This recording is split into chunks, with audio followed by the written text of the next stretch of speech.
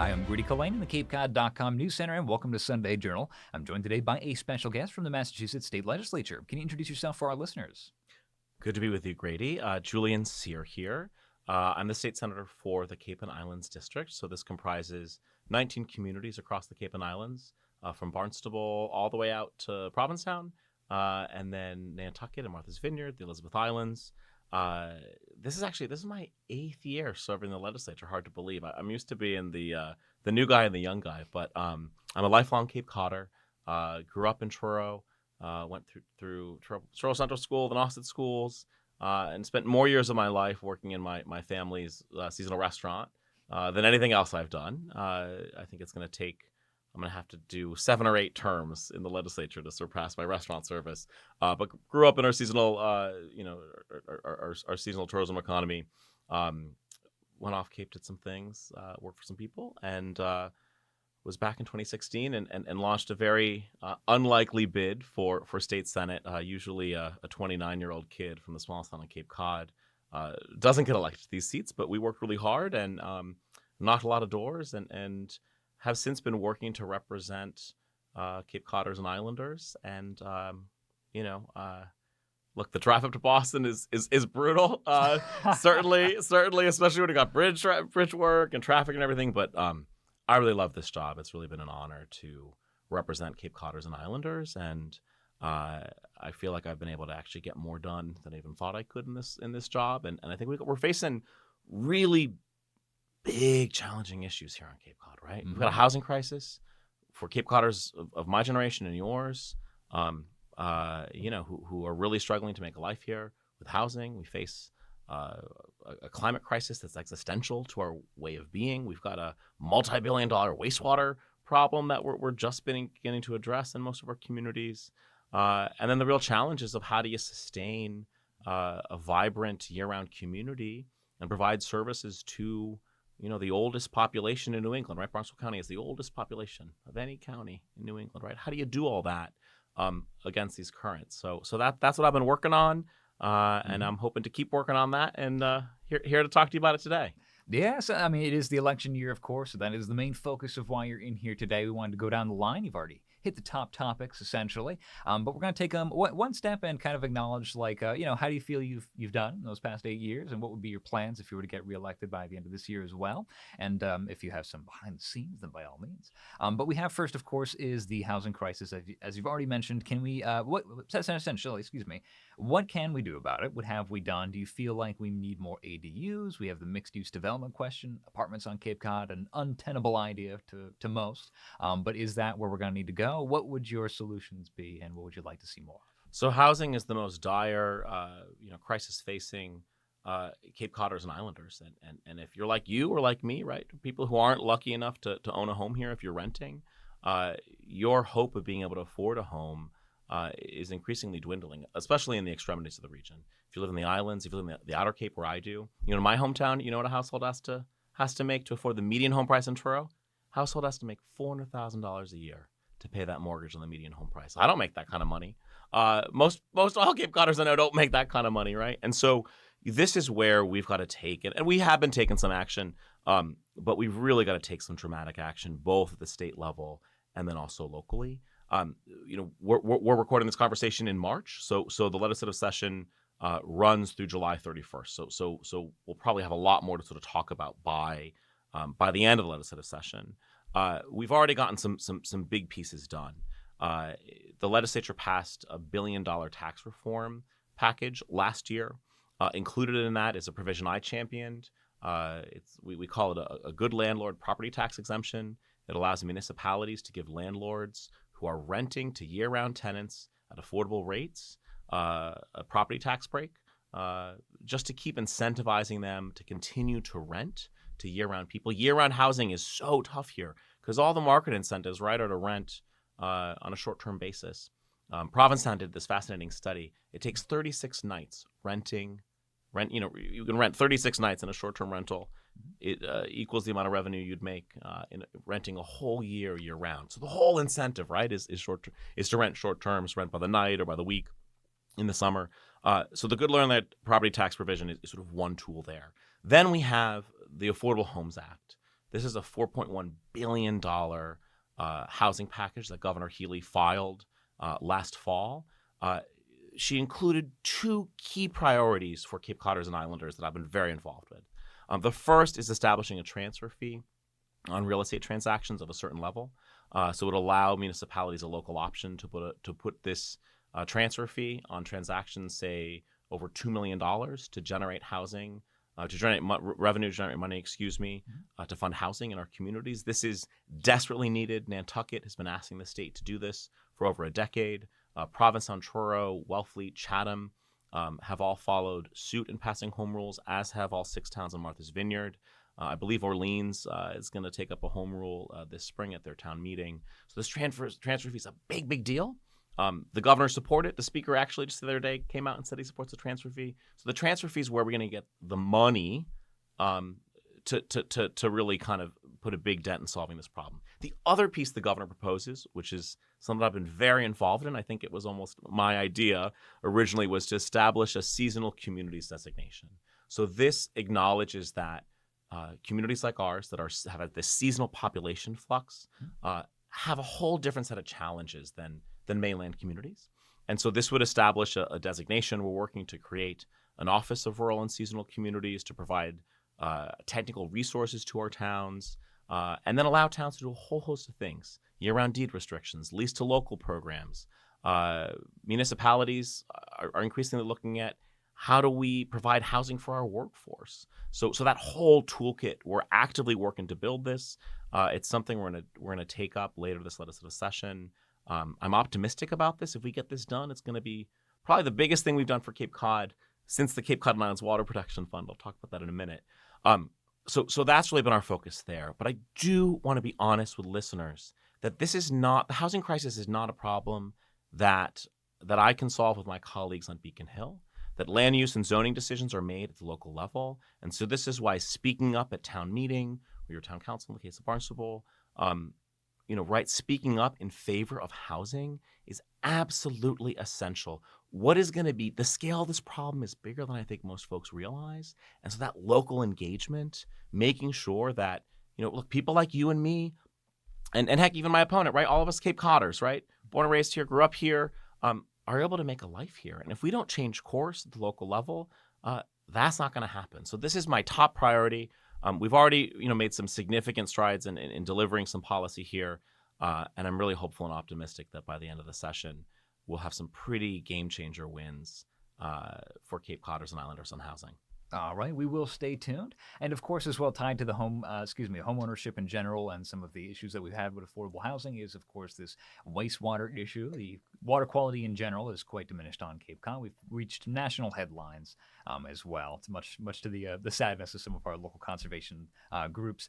But so essentially, is wastewater moving fast enough? Do we need more state funding? Do we need more federal funding? What do you think, in your opinion, is what's the keystone that's missing in order to get this done?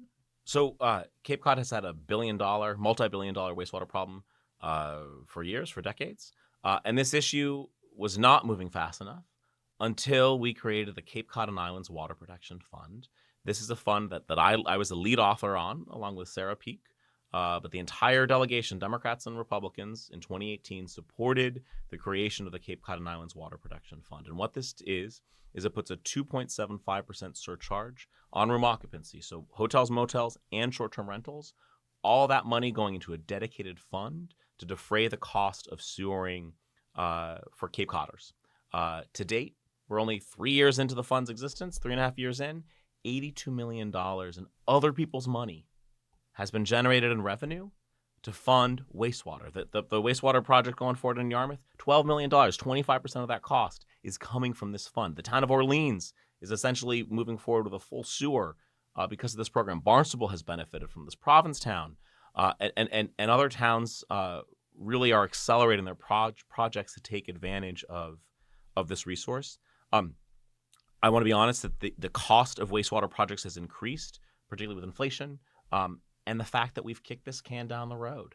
I got a friend who serves on the Water Commission in Harwich. He found a letter from the 1980s, and it was from the federal government to the town of Harwich, and it says, "Dear town of Harwich, we will pay 90% of the cost of your sewer project. Oh, no. If you agree to do this, right?" And look, our predecessors, my predecessors, didn't tap into that. So now we're talking about property taxpayers probably having to bear 50% or more of these costs. But the Cape Cod and Islands Water Protection Fund has shaved off a quarter of these sewering costs. The fund is in strong fiscal shape, and we've actually reached agreement with Mass DEP, the Treasurer's Office, on how the monies are actually financed. So we're going to be able to continue to provide a 25% subsidy for these projects for the foreseeable future. Towns on Martha's Vineyard and Nantucket also have the opportunity to join the fund. They've actually, frankly, got some of the same wastewater challenges as we do here on Cape Cod. They just weren't sued over it. So I think increasingly island towns are looking to come into the fund. If they came in the fund, there'd be even more money for everyone here. So this Cape Cod and Islands Water Protection Fund, it's a big deal. It's probably one of the biggest things I will ever get done, however long I'm in this job for Cape Codders and Islanders. It's really huge. The other piece I do want to mention in that tax reform package we talked about, I championed a tripling of the Title V septic tax credit. So there was an existing tax credit up to $6,000 for upgrades to your Title V septic system or replacing a failed septic system. We tripled that up to $18,000. We've now worked with Governor Healy, who proposed in her budget to include sewer hookup costs if you're in what's called a nitrogen-sensitive area, which Cape Cod is. Again, real significant savings for Cape Codders who are worried about the cost of sewering. I'm really proud of what I've been able to deliver on this, to bring home the bacon on this. And, look, it's an expensive problem, but it's essential that we address it. And it's essential for two reasons. One, we got to steward our fragile environment, our marine environment. This is the reason people come here, is to enjoy this beautiful place. And the fact that 90% of estuaries and embayments are impaired is terrible. But the other thing is wastewater is one of the best infrastructure you can put in place to deal with housing, to build more densely, more affordably in our existing villages that's consistent with how Cape Cod was built. So wastewater is really a twofer, and something I'm really proud to have delivered on, and really is saving Cape Codders and Islanders significant money. Mm-hmm. Senator, it brings me to physical pain knowing about the money opportunities missed about 40 years ago, apparently, with some of these towns. But what can we do? It's just a matter of what can we do now, I suppose. I feel like a lot of the issues I'm working on are ones that predecessors sort of may have kicked the can down the road on, or sort of made a different sort of determination and decision. And we're like, okay, we have a wastewater crisis because we didn't invest in this. We had a housing crisis because we basically didn't build anything for the last 20 years. So these are the climate. We can talk about climate if you want.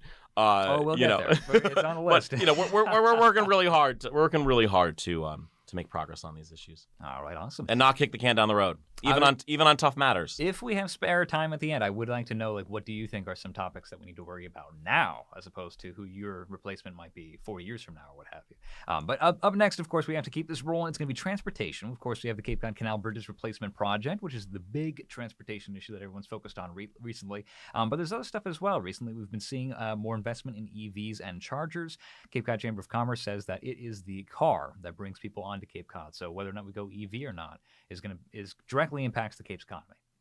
So as well, I just wanted to ask you, do you think we need to invest a little bit more in an EV future, kind of climate change adjacent? How are the bridges going in your opinion? And then last, as well as public transit investment in general, should we be pushing harder for electric buses, planes, the Steamship Authority ferries? Do we need that commuter rail that Dylan Fernandez was talking about a few months ago? How do you feel that we're doing on transportation, especially in light of our economy being visitor-focused and also with climate change on the horizon? So on EVs, we got to do more in the Senate. You're going to see the Senate come out with a package to do more this legislative session. And I'm thrilled you mentioned, there's other ways that people get here, especially if you live on the islands, right? You are dependent on the Steamship Authority or the High Line, right, to be that lifeline to get to the islands. In this current year's fiscal budget that we took up last spring, I was able to expand the borrowing limit for the Steamship Authority so that they could begin, in part, investing in electrification of these ferry vessels. A very, very expensive, complicated thing to do. They now have the money to one, they were able to buy 4 identical freight boats which is really good for interoperability and a whole host of challenges and issues they've been having. But also there's resources there for them to look at electrification. So I'm pretty proud on that front. On regional transit, we can brag a little bit here on Cape Cod. We've got the best regional transit agency in the Commonwealth. Martha's Vineyard and Nantucket RTAs are also fantastic. They're already working to electrify buses. They're real sort of in the vanguard in this work. So we're just going to do our best to support them in those efforts. And then the bridges, right? This has been talk about another kick the can down the road problem. This issue was not going where it needed to be. Really until Governor Healy came in and helped us and worked in close partnership with Senator Warren, Senator Markey, and Congressman Keating to do a big reset here. I think pulling apart, looking at getting monies first for the Sagamore and then the Bourne bridges is a very prudent approach. We likely weren't gonna receive federal financing for both projects at once. And also what the governor did, with our urging is really step up the state's commitment here. So we've now we won one sizable, 300 and something million federal grant. Senator Warren, Senator Markey led the charge in this recent appropriations bill for another $370 million, I believe, in an earmark, which is huge. I was thrilled the day Senator Warren called me about getting that done. And now we're just waiting on a final $1 billion federal grant. I'm optimistic we're going to win this. We should know by the end of March. And then we'll have the financing get to the Sagamore Bridge done. Now, we got to focus on the Bourne too, and we can walk and chew gum at the same time. But I'm more optimistic about the Cape Bridges than I've ever been. The governor deserves a heck of a lot of credit on this, as does our congressional delegation. And we're just working to be good partners with all of them. All right, sounds good. I mean, yeah, the $4.5 billion budget requirement for getting both of them replaced puts us in the same competitive atmosphere as money for like the Golden Gate Bridge and like these other massive worldwide recognized monuments. Now, I love the Cape Cod Canal bridges too, but I don't think people in Japan know about the the Sagamore Bridge. I think they know about the Golden Gate Bridge. But it's just interesting to see that's the level of investment that's required. So as well, we have migrants and the right to shelter. That's a big topic as of late. Huge topic. It's very divisive in some regards, and it's a big topic, so I'm not quite sure if we're going to be able to get to everything. But have you been happy with the state's response? Would you like to see more or less shelter options? Recently, the State House has, and Senate as well, has proposed various limits. It'd be a 9 months max for people who want to stay in emergency shelter. That. Yeah. Up to a year for special cases, but that is where we're at currently. Is that enough? Is it too short? What do you think from a personal standpoint? So this has been a mounting challenge, and it's getting steeper. And what we're talking about here is what's called the EA shelter system, or the Emergency Assistance Shelter, that provides shelter to families with children or families who have someone in their family who are pregnant, who are here legally in Massachusetts. Under a longstanding law that was passed in 1983, before you and I were around or born, making sure that families are not on the street, right? We don't want children on the street, right? And so the EA shelter system has been at capacity actually for some time. This has been driven by two phenomena. The first being this housing crisis we've talked about, right? Cape Codders and Islanders, but people across Massachusetts. As people can't find housing, some of the most vulnerable people have been pushed out, effectively onto the streets and are in the EA shelter program. Families who have sort of longer-term residency in Massachusetts spend about 12 or 13 months in that program on average. The second driver of this has been a migrant crisis that has been mounting for a number of years. Most of the people we see in Massachusetts are Haitians. Massachusetts has the third largest Haitian diaspora in the country. Miami's first, New York is second. We're third in eastern Massachusetts. So Haitian migrants are coming here fleeing basically a failed, brutal regime, are coming to Massachusetts because they have friends and family here. And if you have legal status, right, that you're known to the Department of Homeland Security, that you have this legal status, that you are eligible also for, again, you have to be a family, you have to or be pregnant. And that's about the other kind of half of people who are in the EA shelter program. That program has been bursting at the seams, and it's costing a heck of a lot of money. This has been this has been really challenging, and I think really something that all of us are deeply worried about. We just took up and passed a further supplemental appropriation that added some strings to the program, limiting stays to 9 months with the opportunity in certain cases to extend. But this issue is one that's mounting, and really, states across the country, red and blue states, are grappling with the failure of the federal government on immigration reform. The last time the federal government did comprehensive immigration reform was 1986, which is the year I was born. And this is an issue that both Democrats and Republicans have failed on repeatedly, and it's put, states as diverse as Massachusetts and Florida, in the similar boat of trying to grapple with what has become a very costly problem. We don't want to see families sleeping on the street. But I think our ability to address this is going to be limited. And it's so disappointing to have seen extremists really in both parties tank this federal immigration bipartisan package. But really this was tanked by a certain, basically the immigration issue was wanted to be in the presidential election, right? And it was incredible that they had reached, Senator Langford and his Democratic counterpart had reached this bipartisan compromise. Lots of things in that immigration package that I probably wouldn't like. Lots of things that Republicans have been clamoring for years, and to see it tanked, along with tens of millions of dollars that would have flowed to states like Massachusetts to deal with this problem, is so infuriating and frustrating. I do want to be honest, though, from a Cape Cod perspective, look, that this is a big issue across the state. This is a big issue across the country. Here's what's going on in Cape Cod right now. And I just talked to the Secretary of Housing and Livable Communities this morning to get the latest numbers. So in EA shelters, there is one EA hotel shelter here on Cape Cod. There are 33 families in that shelter. This is the Harborside Suites in South Yarmouth. And that is it. The sheltering that was at Joint Base Cape Cod was closed. There was another motel that was used in Bourne that's no longer in use. So, for Cape Codders who are interested in this issue specifically for Cape Cod, we have 33 families. We probably have more migrants and others who are maybe sleeping on couches and living with friends and family. But from a Cape-based perspective, we need immigrants to be working, especially as we go into the summer season. And so my focus has been to work with Mass Hire and others to make sure that, again, people who are here legally have their work papers so they can, be put to work. Every business owner I talk to, especially now going into the spring and the summer, is desperate for workers.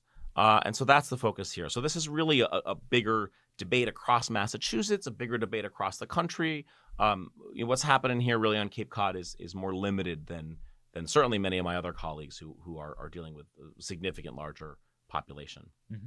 We will stay tuned. It's certainly a very complex topic. Now, unfortunately, I do have to keep this rolling just because we have a limited time, but I also want to ask about internet access, digital equity. How important is it to technology nowadays in our daily lives, economy, especially as we're also developing more of our blue economy, tourism-based, but essentially, yeah, we're living in the digital future. How do you feel about it, and where do you want to go? We're here. We've been here for some time. Infrastructure is key, right? Expanding broadband access. Cape Cod has not, has really had limited options. We've been working to expand access there. That's been, that has been sort of a priority. I think the other piece that comes part and parcel of this, is modernizing our grid. And if you look at our where we need to go to get to a carbon neutral future by 2050, the amount of electricity we're going to be using is going to be substantially more than we're using today. Because right now, a lot of us are heating our homes with natural gas or oil or propane or all that's going to have to. We're fueling our cars with gasoline. All that's going to come from green electricity, right? Clean electricity generated in offshore wind and hydropower, which we're the leader, right, in offshore wind here in Massachusetts, in the country. And so grid modernization is also a really key part. You need robust, vibrant broadband that works. And I know a lot of Cape Codders are frustrated on that. We've been working actually specifically to make sure that that there's just a few little areas, mostly on the Outer Cape and the National Seashore, that have been underserved, that haven't had broadband access. This is in my neck of the woods, right? South Truro, Wellfleet, some of the little roads down in Truro that goes to these beaches. So we've been working to get that done, and we have. And then really the question about how do we sort of build out broadband, and then how do we modernize our grid, which is going to take quite a bit of work. Hmm. A lot of interesting developments. I'm afraid we're about coming up on time, though. Is there anything else you want our listeners to be aware of while I still have you? Blue economy, offshore wind, anything Sure. we haven't hit here yet? Some of the The crab policy, yeah, bag? sure. I'm doing a lot of work to get a bill passed called the Mass PFAS Act. This would remediate PFAS and provide a funding source to deal with PFAS. That's in our water supplies. It would also ban PFAS in consumer products and food packaging. Huge, huge, important issue, especially right here in Hyannis, in the Hyannis Water District, which has had PFAS in it. Big issue. Working on a whole host of other public health priorities and mental health. I was proud to be the author of the Mental Health ABC Act last session that was signed into law. This is landmark policy to really transform mental health and get people the mental health access they need. We're doing a whole host of things that we don't have time to talk about today, but really I try to be accessible and also really give my constituents are able to track what we're doing. If you go to senatorcyr.com, that's senatorcyr.com, you can sign up for my monthly newsletter. It is lengthy, if not encyclopedic, but really I think is our way to say, all right, look, you want to know what Julian's up to, what we're working on, what we're trying to get done, where we've been.